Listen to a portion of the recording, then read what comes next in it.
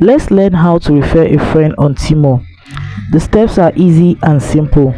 Welcome to Glory Tech YouTube channel. In this video, I'll be sharing with you how to refer a friend on Temu.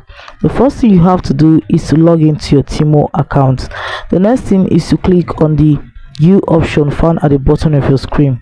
So this is the home page of my U option. You just have to click on the settings option found at the top right corner of your screen. The next thing you have to do is to scroll slowly and click on share this app.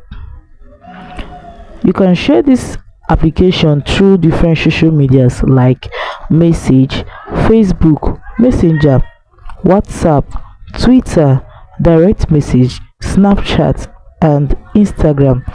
Or you can also copy your link and paste on any chat space or social media platform of your choice.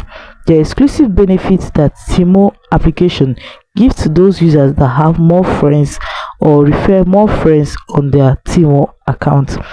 You can check these rewards by going back to the home page of your U option.